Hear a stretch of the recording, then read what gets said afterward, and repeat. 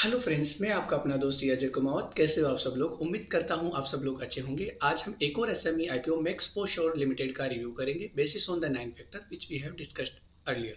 सो दोस्तों, इस आईपीओ को लेके मैं काफ़ी ज़्यादा एक्साइटेड था एंड फाइनली ये आईपीओ आ गया है। और मैं बता रहा हूँ कि मेरी एनालिसिस के हिसाब से ये आईपीओ काफ़ी ज़्यादा सही आईपीओ है 2024 में। एंड पर्सनली बोलूँ तो मैं इस आईपीओ में अप्लाई कर रहा हूँ। और मैं आपसे भी रिक्वेस्ट करता हूँ, आप भी अपना रिस्क का एनालिसिस करके इस आईपीओ में पैसा लगा सकते हैं, बट आप अपना रिस्क एंड रिवार्ड पहले एनालाइज कर लीजिए।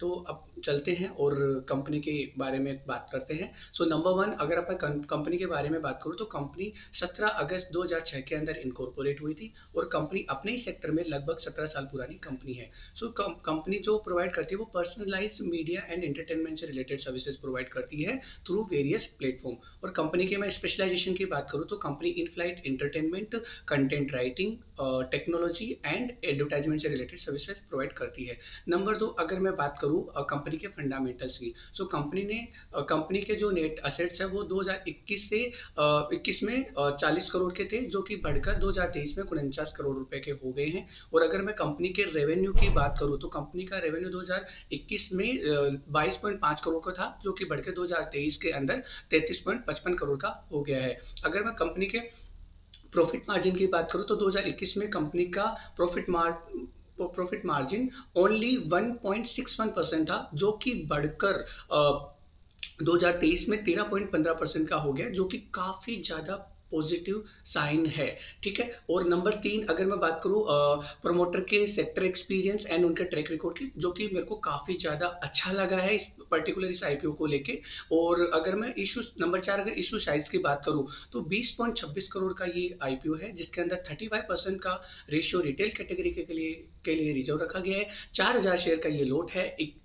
इशू प्राइस इन्होंने 31 से 33 रुपए की रखी है, जो कि इन्वेस्टमेंट निकल के आता है लगभग 1,32,000 रुपए का। और आईपीओ जो है वो 15 तारीख को ओपन हो गया। कल की तारीख 17 जनवरी को इसमें अप्लाई करने की लास्ट डेट है। और अगर मैं बात करूं इशू ऑब्जेक्टिव की, सो जो कंपनी है वे अपने लाइक अगर मैं बोलूँ प्रपोज एक्सपेंसेस होंगे कंपनी के, जो कि सर्टिफिकेट ऑब्टेन करने के लिए फ्रॉम द वेरियस अथॉरिटी उस एक्सपेंसेस के लिए कर रही है। साथ में ही कंपनी जो है वो अपने कैपिटल एक्सपेंडिचर को फंड करेगी and ordinary course of business में जो एक्सपेंसेस लगेंगे उनको फंड करेगी। और कुछ पोर्शन जो आईपीओ से पैसा जुड़ाएगी उसका use prepayment and repayment of certain borrowings obtain by the company उसके अंदर भी करेगी। और बाकी का पैसा जनरल कॉर्पोरेट एक्सपेंसेस के अंदर भी इसका काम आएगा। अगर नंबर छह, अगर मैं बात करूं इशू के टाइप की, सो पूरा का पूरा पैसा कंपनी फ्रेश इशू से जुटा रही है और ये पैसा कंपनी की ग्रोथ में काम आएगा। अगर मैं वैल्यूएशन की बात करूं तो कंपनी का जो अर्निंग पर शेयर जो निकल के आता है वो 2.66 का निकल के आता है। और अगर मैं बात करूं कंपनी के पीई की, तो पीई 12.42 का निकल के आता है। और रिटर्न ऑन नेट वर्थ की अगर मैं बात करूं तो 14.20% का निकल के आता है।